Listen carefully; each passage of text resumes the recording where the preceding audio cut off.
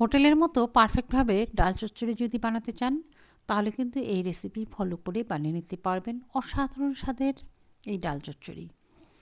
এই ডাল চচ্চড়ি ভাত রুটি যার সঙ্গে খান না কেন সঙ্গে আর কিছুই লাগবে না, এক রেসিপিতেই খাওয়া হয়ে যাবে। তাহলে আর দেরি কিসের, ঝটপট দেখে নেওয়া যাক। এখানে আমি 400 গ্রাম ডাল নিয়েছি। ডালটা ভালো করে ধুয়ে নেব। ডালটা কিন্তু আমার ভালো করে ধুয়ে নেওয়া হয়ে গেছে। এবার যেই কড়াইতে রান্না করব সেই কড়াইতে ঢেলে দিলাম।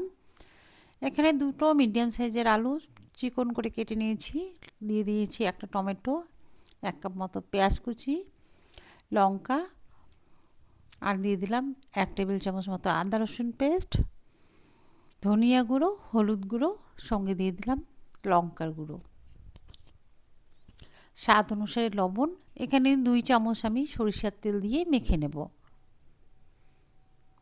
এটা ভালো করে হাত দিয়ে কিন্তু মেখে নিতে হবে। এটা যত ভালো করে মেখে নেবেন রান্নাটা কিন্তু তত ভালো হবে। এটা হাত দিয়ে মেখে নিলেই ভালো হয়।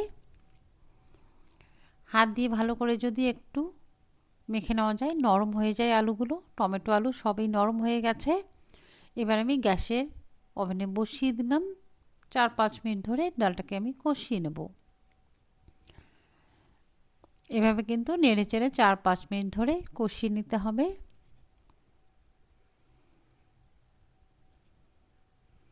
এই রান্নাটা যতটা সোজা কিন্তু খেতে কিন্তু দারুণ টেস্টি হয়। গরম ভাত রুটি পরোটা যার সঙ্গে খান না কেন সঙ্গে আর কিছু লাগবে না, এক রেসিপিতেই খাওয়া হয়ে যাবে। আর এটা যখন তখন বানিয়ে নিতে পারবেন, বাড়তি কোনো ঝামেলাই থাকবে না।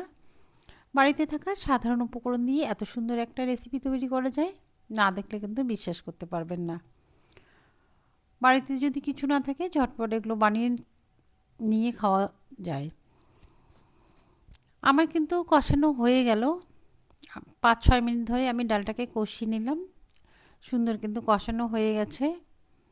এবার আমি গরম জল দিয়ে দেব সেদ্ধর জন্য। পরিমাণ মতো জল দিয়ে দিতে হবে। খুব একটা বেশি জল দেবেন না, তাহলে কিন্তু ডাল একদম গলে যাবে। ডালটা গলেও যাবে কিন্তু আবার একটু একটু গোটা গোটাও থাকবে। এই হিসাবেই জলটা দিতে হবে। খুব একটা বেশি জল একবারেই দেবেন না, বুঝে শুনে জলটা দিতে হবে। আমি কিন্তু এখানে গরম জল দিয়ে দিয়েছি। এই জলেই আমার ডালটা সুন্দরভাবে সেদ্ধ হয়ে যাবে। 10 থেকে 12 মিনিট অপেক্ষা করলেই ডালটা কিন্তু সেদ্ধ হয়ে যাবে। ডালটা আমার সুন্দর সেদ্ধ হয়ে গেছে, আবার কিন্তু গলেও যায়নি। এই অবস্থায় কিন্তু হয়ে যাবে। এবার একটা ফ্রন তৈরি করব। একটা ফ্রাই প্যান বসিয়ে দিয়ে সরিষার তেল দিয়ে দিলাম। যেহেতু রান্নাটা আমি সরিষার তেল দিয়ে করেছি, ফ্রনটাও সরিষার তেল দিয়ে করব। আর এই রান্নাগুলো সরিষার তেল দিয়ে করলেই বেশি ভালো লাগে। তেলটা গরম হয়ে গেছে। এখানে দুটো মিডিয়াম সাইজের পেঁয়াজ কুচি করে রেখেছি, সেটা দিয়ে দিলাম। পেঁয়াজটা কিন্তু ভালো করে ভেজে নিতে হবে, লাল লাল করে কিন্তু ভেজে নেব। এরপর এখানে 1 টেবিল চামচ মতো রসুন কুচি দিয়ে দিলাম।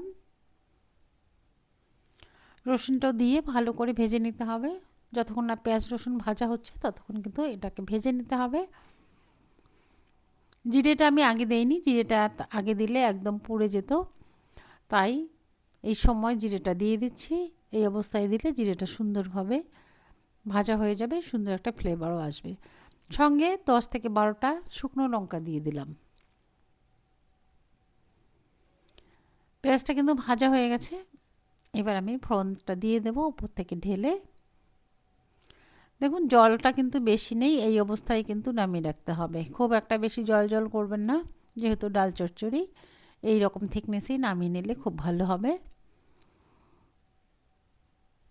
আমি উপর থেকে ফোড়নটা ঢেলে দিলাম।